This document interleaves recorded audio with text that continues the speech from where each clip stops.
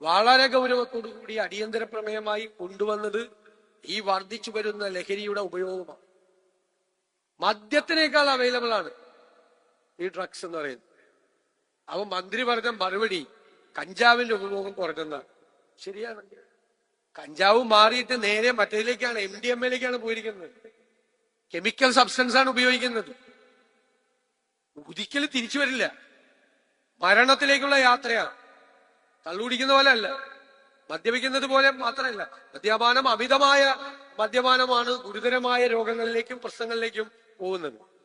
Drugs, chemical substance ഉപയോഗിച്ചാൽ ഒരിക്കലും അതിൽ നിന്ന് തിരിച്ചും വരില്ല. വേറെ ഒരു ഓപ്ഷനും ഇല്ല, മരണത്തിലേക്കാണ് പോകുന്നത്. എല്ലാ ക്രിയേറ്റിവിറ്റിയും നഷ്ടപ്പെടും, ഒരു കാര്യത്തിലുമില്ല. മാത്രമല്ല, ഇത് അറിയാൻ പറ്റില്ല.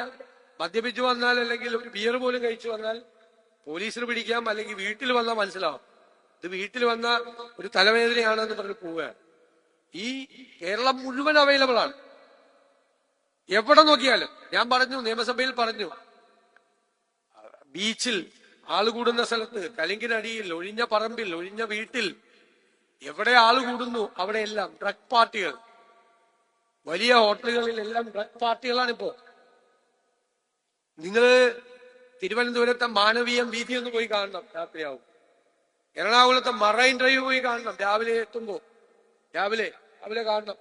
രാവിലെ നടക്കാൻ പോകുന്ന സുഹൃത്തുക്കൾ പറയുന്നത് കേട്ടാൽ നമ്മൾ ഞെട്ടും. അതുപോലെ മാത്രമല്ല, കേരളത്തിൽ ലഹരിയുടെ ഉപഭോഗം മൂലം അതിഭയങ്കരമായി വയലൻസ് വർദ്ധിച്ചിരിക്കുന്നു, അക്രമം വർദ്ധിച്ചിരിക്കുന്നു.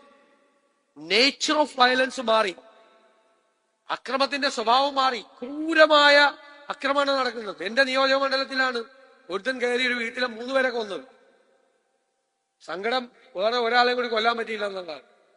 ഇന്നലെ സംഭവം ഇവിടെ പ്രസാദ് ഗുരുവിള ഇവിടെ പറഞ്ഞു, 5 പേരെയാണ് ഒരു പയ്യൻ കൊന്നത്.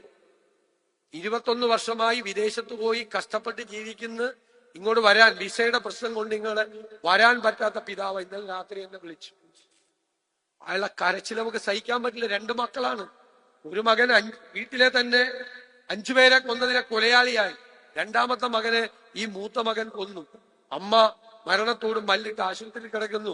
അനിയനും ഭാര്യയും അയാളുടെ അമ്മയും മരിച്ചു. മകനാണ് കൊന്നത്. എന്താണ് എന്റെ മകന് പറ്റിയത് എന്നാണ് എന്നോട് ചോദിക്കുന്നത്. എന്റെ മകന് എന്തു പറ്റി? അവൻ അങ്ങനെ അല്ലായിരുന്നു, നല്ല പയ്യനായിരുന്നു എന്നാണ് പറയുന്നത്.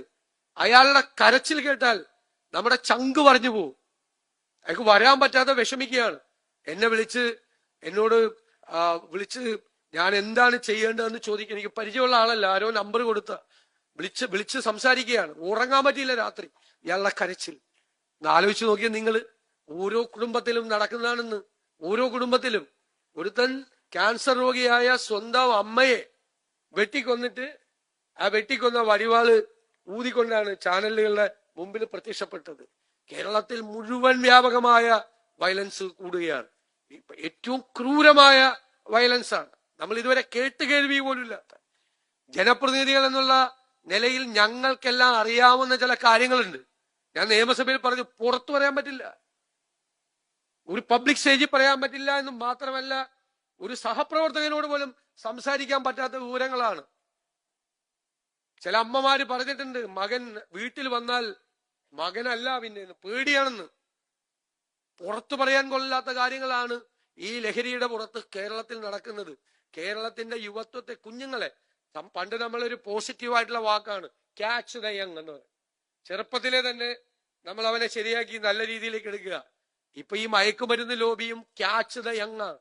സ്കൂളാണ് കേന്ദ്രീകരിച്ചിരിക്കുന്നത്, സ്കൂളുകളിലെ കുട്ടികളോടാണ്.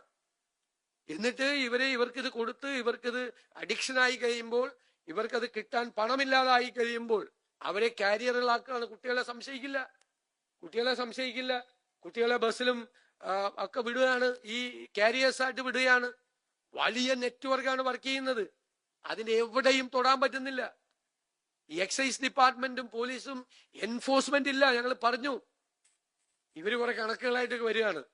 എന്റെ മറുപടിയായിട്ട് എൻഫോഴ്സ് ചെയ്യുന്നില്ല. വിമുക്തി എന്ന് പറയുന്നത് വെറുതെ പോയി ആളുകൾ ഇരിക്കുന്നിടത്ത് ബാനർ കെട്ടിയിട്ട് ക്ലാസ് എടുത്തിട്ട് പോവാണ്. ബോധവൽക്കരണം ആരെ ബോധിപ്പിക്കാനാണ്?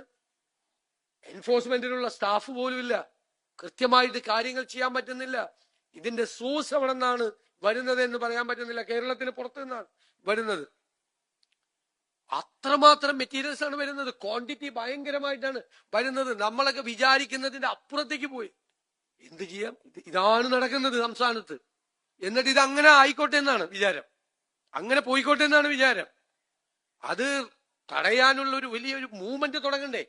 ഞങ്ങളതാണ് ആവശ്യപ്പെട്ടത്. ഞങ്ങളൊരു 2022 ഈ വിഷയം നിയമസഭയിൽ കൊണ്ടുവന്ന് ഗൗരവത്തോടുകൂടി പറഞ്ഞു, ഞാൻ കൈകൂപ്പി പറഞ്ഞു, ഞങ്ങളുടെ പൂർണ്ണമായ പിന്തുണ ഗവൺമെന്റിന് ഫുൾ ഞങ്ങൾ എല്ലാവരും ഉണ്ടാവും കൂടെ. ഇത് അവസാനിപ്പിക്കാൻ ഉള്ളൊരു വലിയ മൂവ്മെന്റ്, കേരളത്തിൽ ഒരു വലിയ ജനകീയ പ്രസ്ഥാനം, രക്ഷകർത്താക്കളും സാധാരണ മനുഷ്യരും സെലിബ്രിറ്റികളും എല്ലാവരും ചേർന്നിട്ടൊരു മൂവ്മെന്റ്